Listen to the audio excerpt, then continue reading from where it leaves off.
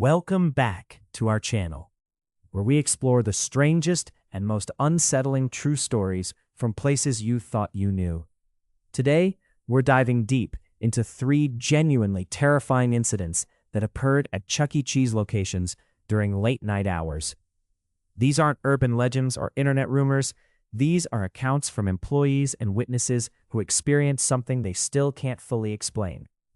If you've ever worked the closing shift at an arcade or entertainment venue, you understand that there's something uniquely unsettling about being in a place designed for joy and laughter when it's completely empty and dark.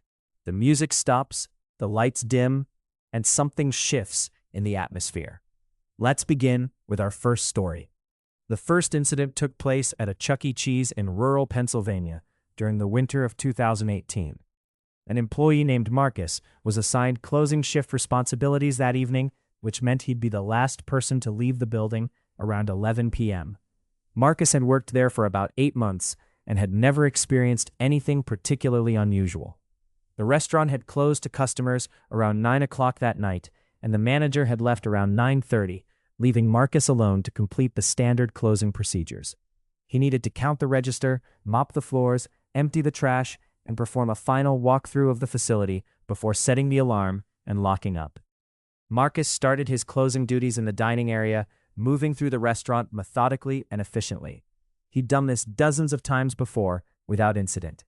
But as he made his way toward the back kitchen area, he began to notice something odd. The animatronic animals on the stage, which should have been completely powered down, were making subtle movements.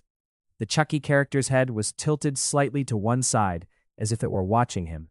Marcus assumed this was just residual mechanical motion from the daily shutdown cycle, something that had probably happened before without him noticing. Continuing with his closing duties, Marcus moved into the kitchen area to finish up the food preparation stations. The kitchen had that typical late-night silence that comes with an empty restaurant, broken only by the hum of refrigeration units and the occasional creak of cooling metal. He was working quickly, trying to complete his tasks so he could leave and get home. Around 10:15 p.m., Marcus decided to do a quick walkthrough of the game room before mopping the dining area. This would be his final check before he finished up for the night. As Marcus walked through the darkened game room with only his flashlight to guide him, he noticed something that made him stop completely. A vintage Street Fighter machine that had been unplugged earlier that evening was now glowing. The screen was illuminated, showing a paused game with 2 characters frozen mid-fight. Marcus knew for certain that this machine had been turned off. He distinctly remembered unplugging it himself as part of his closing routine. He approached the cabinet slowly, his flashlight beam wavering slightly as his hand grew unsteady. When Marcus touched the machine, it was warm. Not the ambient warmth of a room, but genuinely warm to the touch, as if it had been running for some time. The screen displayed the exact same game state it would have shown if someone had paused it during actual gameplay. Marcus immediately checked the power cord. It was still unplugged, dangling behind the machine exactly where he'd left it. He quickly plugged the machine back in, and the screen went dark. When he pressed the power button, nothing happened. The machine had to be powered on to display anything, yet it had been glowing without power. Freaked out but trying to rationalize what had happened, Marcus completed his walkthrough and headed to the bathrooms for his final check of those areas. The bathrooms at this Chuck E. Cheese location were positioned down a narrow hallway that didn't have many lights. Marcus used his flashlight to illuminate the path as he made his way down the corridor. He checked the men's room first, flicking on the lights and finding everything in order. As he was about to leave, he caught something in the mirror. There was a reflection of movement behind him, near the doorway.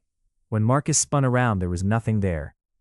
Shaken now, Marcus quickly checked the women's room and the family restroom, finding everything empty and normal.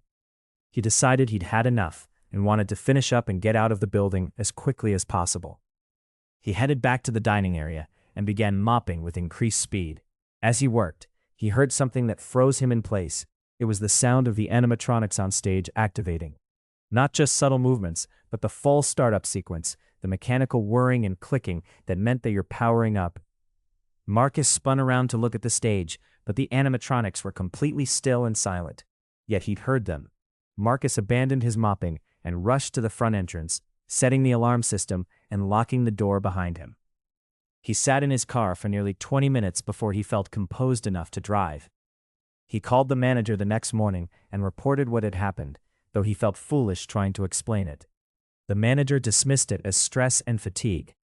Marcus worked there for 2 more weeks before quitting, unable to shake the feeling that something unexplainable had occurred in that building. Now let's move to our second story, which took place at a Chuck E. Cheese in suburban New Jersey in 2019. This incident involved multiple witnesses and was never fully explained by the company. A group of teenagers had been hired for the summer season to work in various positions throughout the facility.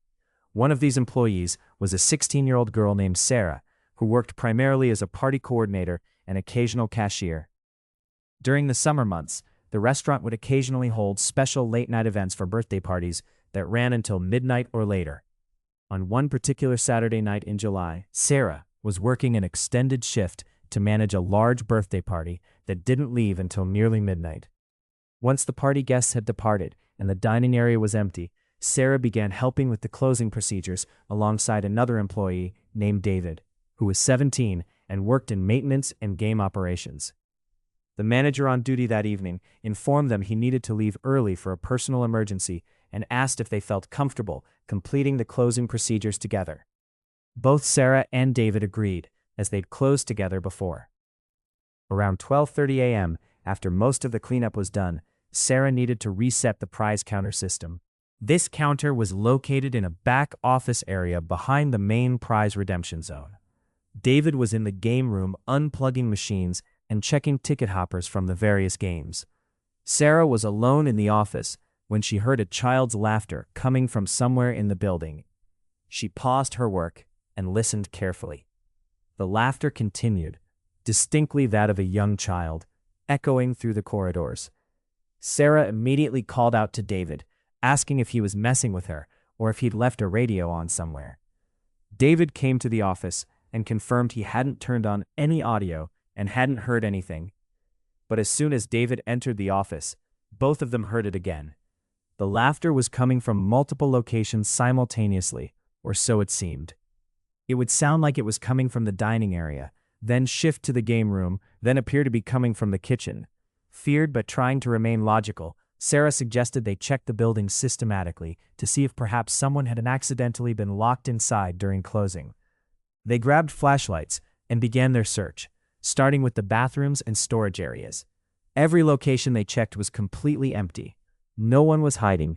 No child was present anywhere in the building. Yet the laughter continued, persisting even as they searched, always seeming to come from wherever they weren't currently looking. After about 10 minutes of searching, the laughter abruptly stopped. The silence that followed was almost worse than the sound had been. Sarah and David looked at each other, both visibly shaken. David suggested they just finish their closing tasks as quickly as possible and get out. They tried to resume their work, but their attention was completely fractured by what they'd heard. About 5 minutes after the laughter stopped, they heard something else. It was the sound of the ticket machines throughout the building activating all at once, the mechanical whirring and clicking of dozens of ticket dispensers running simultaneously. Both Sarah and David ran toward the game room to see what was happening. Every ticket hopper in every machine appeared to be dispensing tickets, long streams of paper curling out of the machines and piling up on the floor below. The machines had been off, unplugged in most cases, yet they were clearly running. As soon as Sarah and David reached the game room and laid eyes on the dispensing tickets, everything stopped. The machines went silent and still. Tickets littered the floor beneath each cabinet.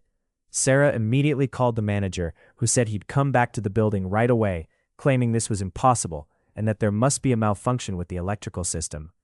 When the manager arrived 30 minutes later, he examined the machines and found that every single one was indeed off and unplugged exactly as it should have been. The tickets on the floor were real tickets, pulled from real machines, but there was no explanation for how they'd been dispensed when there was no power and no one had activated them manually. The manager made both employees sign non-disclosure agreements and told them never to speak about what had happened.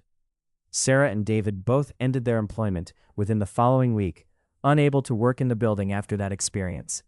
Neither of them has ever fully explained to anyone exactly what they witnessed that night. Now, for our third and final story, which is perhaps the most disturbing of all. This incident occurred at a Chuck E. Cheese in downtown Chicago in 2020, just before the pandemic lockdowns began.